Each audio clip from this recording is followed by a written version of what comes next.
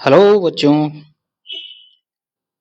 आप सभी को पता है कि इससे पहले वाले हम लोगों ने क्लास 6 एनसीईआरटी का भोजन के अवयव या भोजन के घटक को पहले पढ़ चुके हैं। तो आज हम लोग उसकी एक्सरसाइज करेंगे।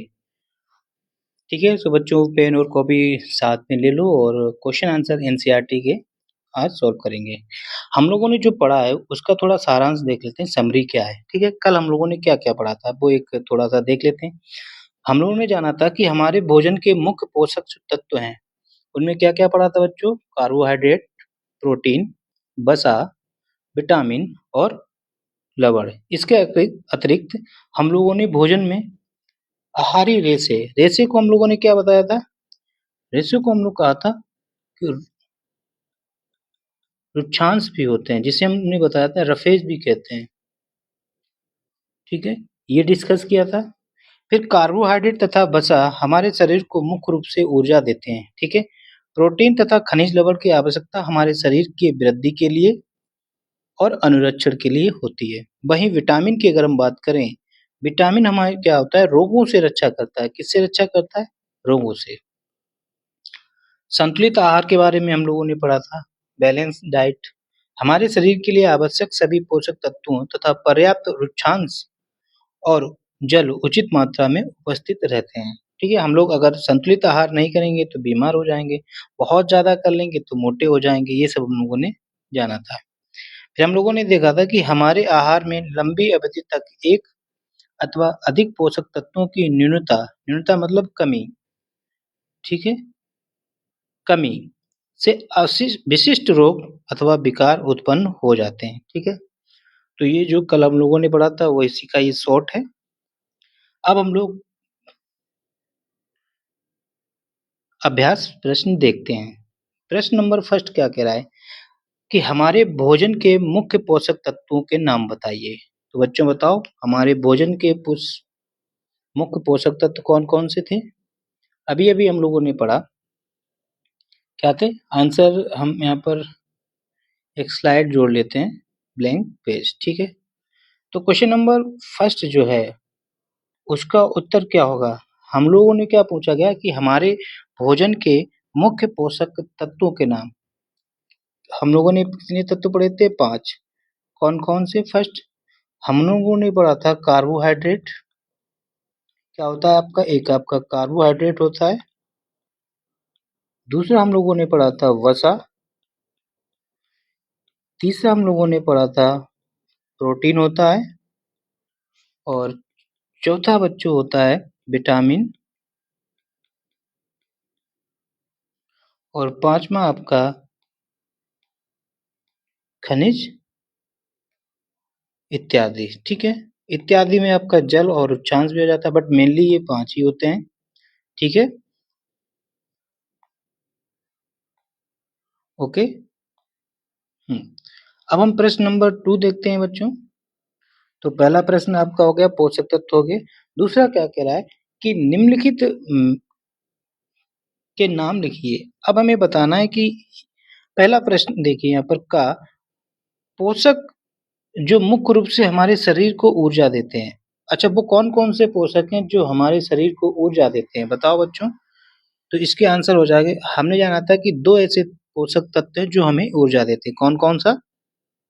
एक आपका कार्बोहाइड्रेट होता है, कार्बोहाइड्रेट और दूसरा आपका होता है वसा, ठीक है?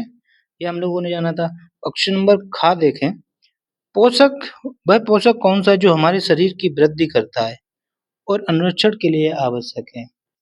तो हमारे शरीर की वृद्धि कौन करता है? प्रोटीन। इसका आंसर क्या हो जाएगा? प्रोटीन। वह विटामिन जो हमारी अच्छी दृष्टि के लिए आवश्यक है। ऐसी कौन-सी विटामिन है जो हमारे आँखों के लिए आवश्यक है? हम लोगों ने कल डिस्कस किया था वो है आपका विटामिन कौन-सा विटामिन? विटामिन ए बच्चों, ठीक है? तो इसका आंसर क्या हो जाएगा? Vitamin A. कह रहा है कि वह खनिज जो अस्थियों के लिए आवश्यक होता है, हड्डियों के लिए कौन-सा होता है? बच्चों कैल्शियम। कौन-सा होता है? कैल्शियम, ठीक है? कौन-सा होता है? कैल्शियम, ठीक है? तो ये सारे क्वेश्चन समझ में आ गए होंगे। एक बार और, पहला प्रश्न क्या था कि हमारे भोजन के मुख्य पोषक तत्व क्या क्या? कार्बोहाइड्रेट, वसा, प्रोटीन, विटामिन, खनिज, पानी और रुक्षांश, जिसे रेशे भी कहते हैं। फिर क्वेश्चन नंबर 2 का पार्ट देखें। पोषक जो मुख्य रूप से हमारे शरीर को ऊर्जा देते हैं, ऐसे कौन से पोषक तत्व हैं जो भोजन में हमें ऊर्जा देते हैं? हम लोगों ने कल जाना था कार्बोहाइड्रेट और वसा जो हैं वो हमको ऊर्जा देते हैं। कौन देता है? कार्बोहाइड्रेट और वसा। ऐसा कौन सा पोषक तत्व है जो हमारे शरीर को वृद्धि और अनुरक्षण के लिए आवश्यक है? तो उसको हम लोगों ने जाना था प्रोटीन। ठीक है। वह विटामिन जो हमारे अच्छी दृष्टि के लिए हमें जो देखने में सहायक देते हैं, वो था हमारा विटामिन ए। विटामिन ए हमारी आंखों के लिए अच्छा होता है। वह खनिज जो अस्थियों के लिए आवश्यक है, वो हो गया आपका कैल्शियम। क्लियर हुआ बच्चों? समझ में आ गया होगा। अब हम क्वेश्चन नंबर 3 की तरफ चलें। कह रहा है कि ऐसे दो खाद्य पदार्थों के नाम बताइए जिसमें निम्न पोषक प्रचुर मात्रा में उपलब्ध होते हैं।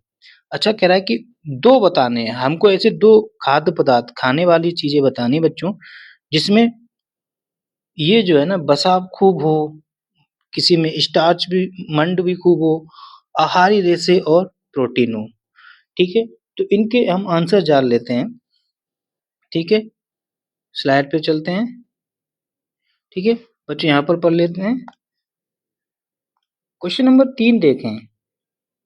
3 में कहा है कि वसा वसा किन दो खानों में अच्छा होता है? कौन से खाद्य पदार्थों में होता है? एक तो आपका घी होता है बच्चों, उसमें वसा बहुत अधिक मात्रा में होता है, और आपका दूसरा दूध। ठीक है, फिर हमारा उसके बाद था क्या? मंड।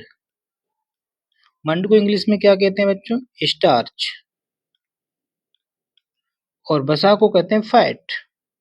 ठीक है, बताओ किन दो में होता है? तो कुछ चावल में बच्चों आपका स्टार्च होता है, ये मंड होता है, और दूसरा आपका आलू में भी क्या होता है?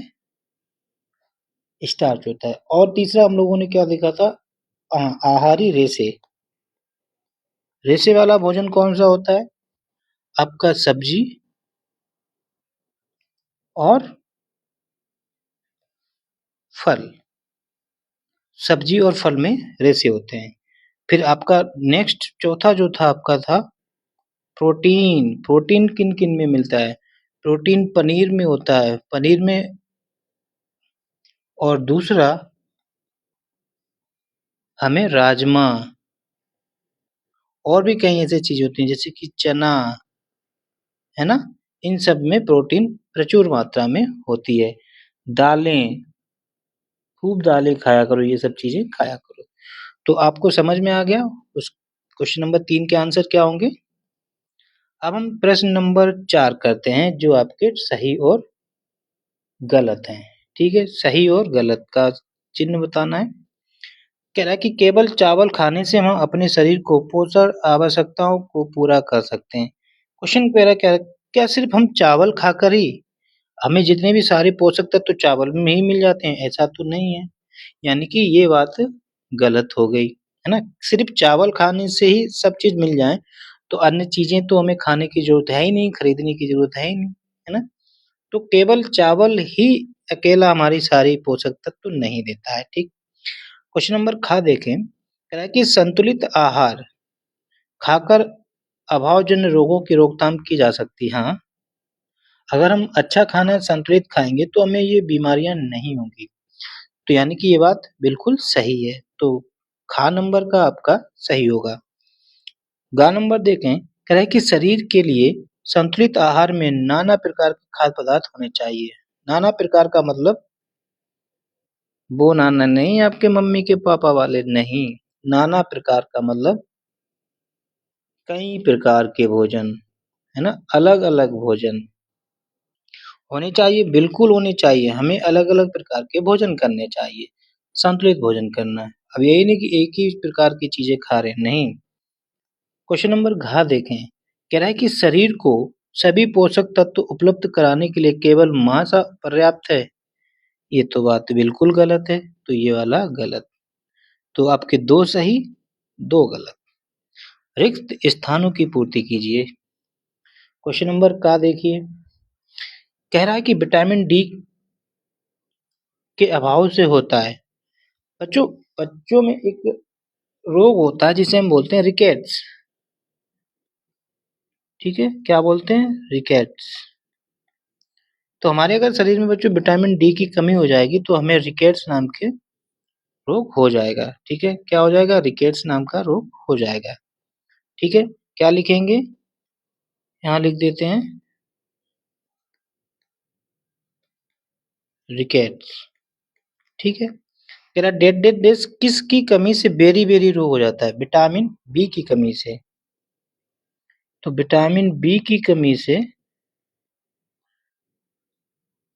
बच्चों क्या हो जाता है? बेरी बेरी रोग हो जाता है। विटामिन सी के अभाव से कौन सा रोग हो जाता है? विटामिन सी की अभाव से स्कर्वी रोग हो जाता है। ये ऊपर लिस्ट दी थी, वो हमने कहा था कि आप लोग पढ़ लेना, उसमें ये दिए है। हमारे भोजन में रतौंधी रतौंधी विटामिन ए की कमी से हो जाती है। विटामिन ए की कमी से। तो बच्चों आपका एक्सरसाइज जो हम लोगों ने कर पढ़ा था उसकी एक्सरसाइज कर लिए और आप लोगों ने नोट कर लिए होंगे। अपने नोट्स बना लीजिए, ढंग से पढ़ लीजिए और अपने प्रश्न पेपर में अच्छे मार्क्स लाइए। ठीक है, सो जय हिंद, जय भारत।